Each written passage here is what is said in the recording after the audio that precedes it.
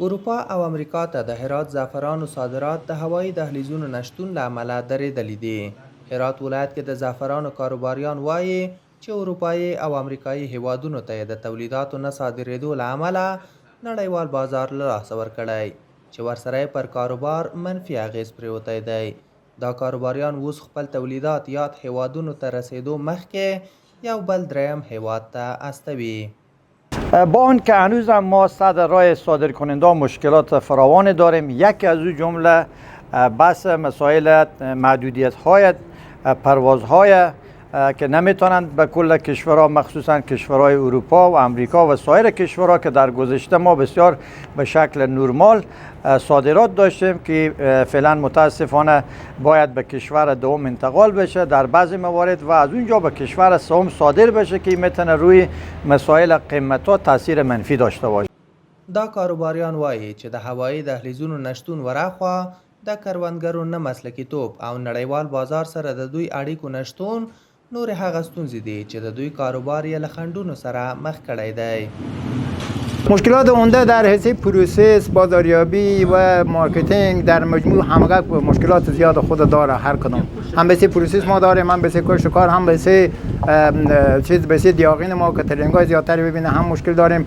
بیشتر در حیث بازاریابی بازار جهانی ما بسیار مشکلات عمده داریم که دسترسی ما کمتر است و فعلا ارتباطات هوایی و زمینی بند است. به اون صورت زعفران افغانستان با مشکل بیرون میشه. بازاریابی ما بسیار مشکل زیادتری داریم. ما در قسمت صادرات بعضی مشکلات داریم. بیشترین زعفران افغانستان فعلا به هند، به عربستان سعودی صادر میشه و کمی هم به کشورهای اروپایی. ما در امی اواخر ما و شما هم شاهد یک تحولات عجیبی بودیم به افغانستان. مشکل پولی به افغانستان است. ما خود ما قبل از تحولات به هند صادر کردیم ولی متاسفانه تا حال پول ما تیتی نشده، پول به حساب ما نماده و تمام همین شرکت های مشکل دارن، مشکل پولی است. د هرات سیمه ییزو ادارو د شمیرو پر بنسټ سږ کال په دې ولایت کې 2850 هکټاره ځمکه د زعفرانو تر کښت لاندې ده او ویل کېږي چې شاوخوا 19 ټنه زعفران به لاسته راشي.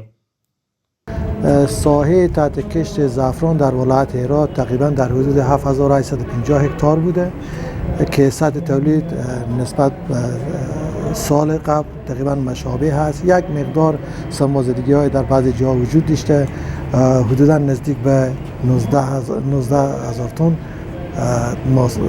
تن معذرت سطح تولید ما بوده.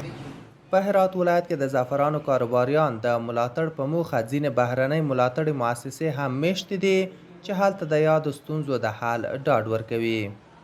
1.2 میلیون دلار هستند که از طرف هواد دنیدا یا برنامه دنیدا تمویل میشه و همچنان ایش برنامه ما فعلا مستقیما امرای دهقان کار نمیکنیم، ما امرای شرکت کار میکنیم، توسط شرکت امرای دهقان کار میکنیم که در قدم اول ما 7 شرکت در نظر داریم که 2 ارگانیک میباشه و 5 شرکت هم در ایزو 22000 انتخاب شده و امرای اونا کار میشه بخیر.